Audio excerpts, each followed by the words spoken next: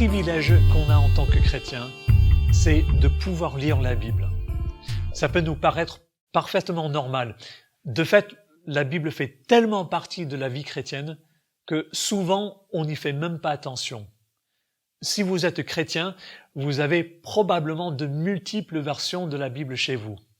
Et en plus des différentes versions imprimées qui existent, on peut ajouter des versions électroniques dans nos ordinateurs, sur nos tablettes et téléphones portables, et même sur Internet.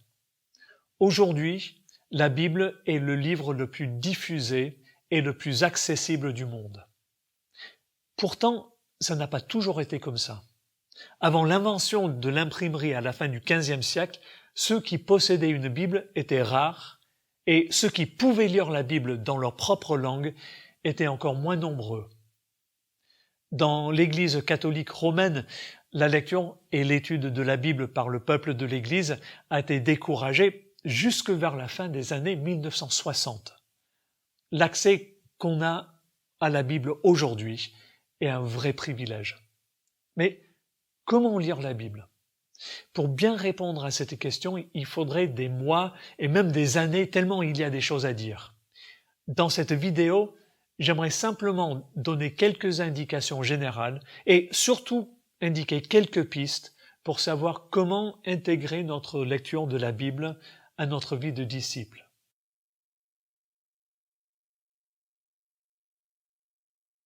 La première chose à souligner, c'est que la Bible n'est pas un livre magique. On a parfois l'impression que, puisque la Bible c'est la parole de Dieu, il devrait suffire de l'ouvrir et de le lire pour que Dieu nous parle directement.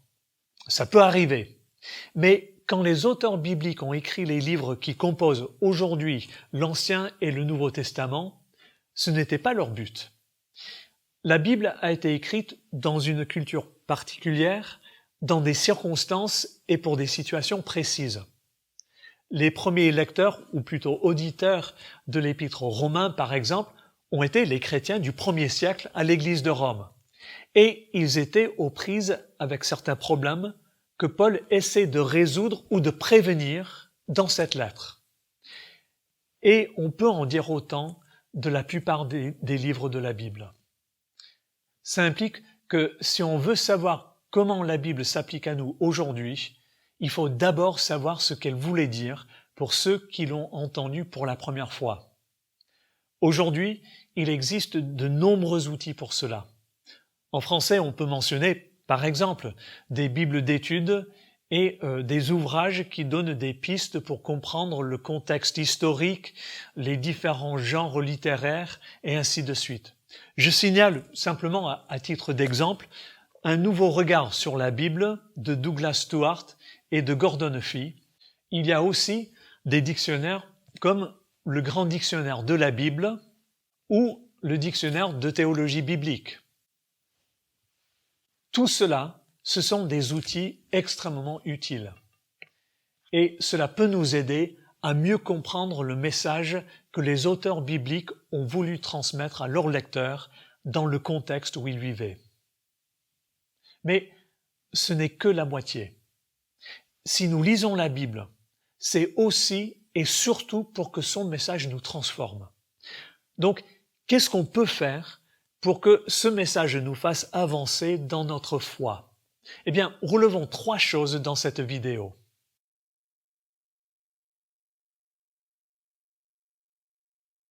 La première chose, c'est lire la Bible dans un esprit de soumission pour recevoir son message. On dit et on croit que la Bible est la parole de Dieu. Dieu a communiqué son message à son peuple, à Israël dans l'Ancien Testament, à l'Église dans le Nouveau, pour qu'on sache ce qu'il faut croire et comment il faut vivre. Ça veut dire qu'on ne peut pas choisir à sa guise ce qu'on veut retenir et ce qu'on préfère laisser de côté. Bien sûr, la Bible a des façons de présenter les choses qui peuvent être poétiques ou symboliques, des commandements particuliers qui relèvent d'époques ou de situations qui sont très différentes des nôtres. C'est le cas en particulier de l'Ancien Testament. Vouloir les comprendre ou les appliquer aujourd'hui de façon littérale ou de façon directe, ça peut être mal comprendre la Bible. C'est pourquoi les outils que j'ai mentionnés il y a un instant sont importants. Mais au-delà de ces spécificités, le message de la Bible, la vie du disciple et du peuple de Dieu qu'elle met en avant, cela reste d'une valeur permanente. Ce message vient de Dieu. Il s'agit de le recevoir et de chercher à y conformer nos vies.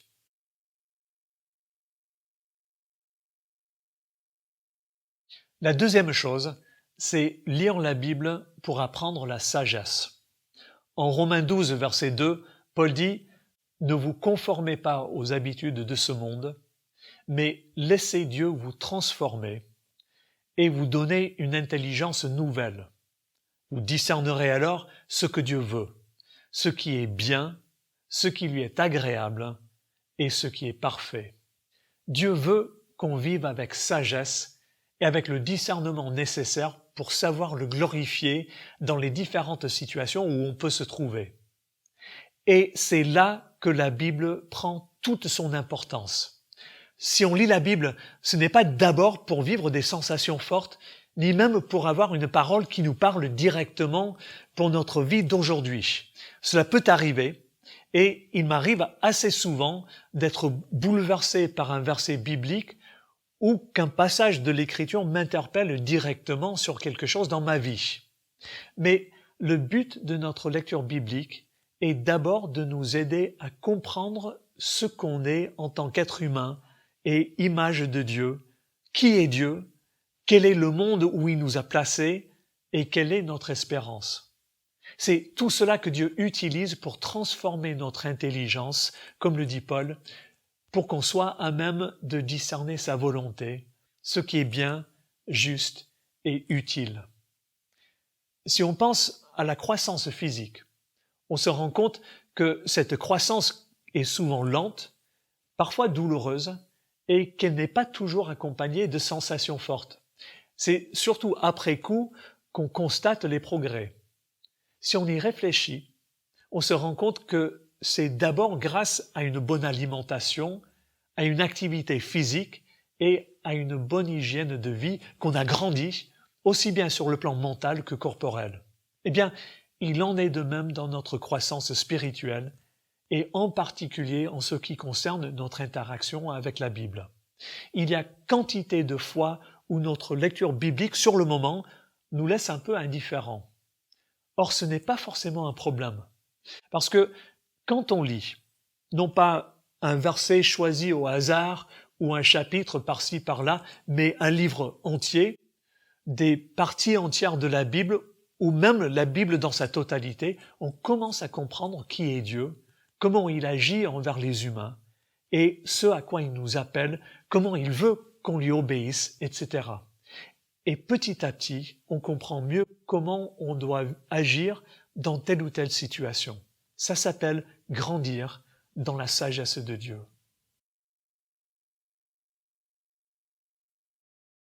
Troisièmement, on lit la Bible en écoutant les docteurs de l'Église.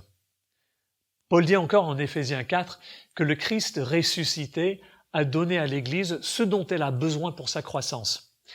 Et dans cette liste, il mentionne des pasteurs et docteurs, c'est-à-dire des enseignants.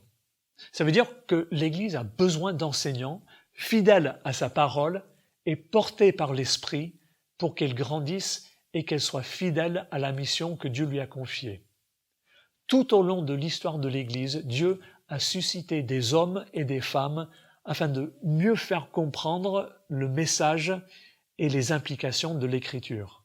Pensons à Augustin d'Hippone, à Bernard de Clairvaux, à Martin Luther, à Jean Calvin et à tant d'autres.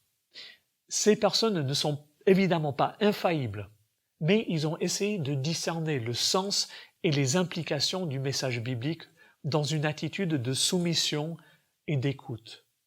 Ce n'est pas un signe de faiblesse spirituelle que d'écouter de tels docteurs. C'est plutôt un signe d'humilité et de respect vis-à-vis du fait qu'à chaque époque, Dieu a parlé à son Église. Puis, une dernière chose. On lit aussi la Bible pour savoir quelle est notre place dans l'histoire que Dieu conduit vers son royaume.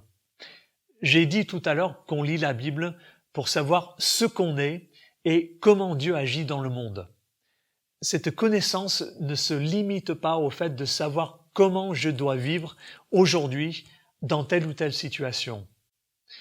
La connaissance que la Bible nous donne touche à l'histoire qui a commencé dès la création du monde, qui passe par Abraham, par le peuple d'Israël, par le Christ lui-même, et qui s'achèvera par les nouveaux cieux et la nouvelle terre, c'est-à-dire par la création renouvelée et transformée. C'est important parce que ça nous permet de savoir que la vie chrétienne, ce n'est pas moi seul avec Dieu. Nous faisons partie les uns et les autres d'un peuple que Dieu suscite pour sa gloire et nous sommes intégrés les uns avec les autres à une histoire qui nous dépasse. Cela fait aussi de nous des témoins de Jésus-Christ, un peuple et une famille spirituelle qui donnent au monde un avant-goût de ce royaume qui vient. On ne le fera pas parfaitement, mais la Bible nous est donnée pour nous rappeler que c'est là notre histoire et que c'est l'histoire à laquelle on a la responsabilité et le privilège d'inviter celles et ceux qui nous entourent. Tout cela fait aussi partie de notre vie de disciple.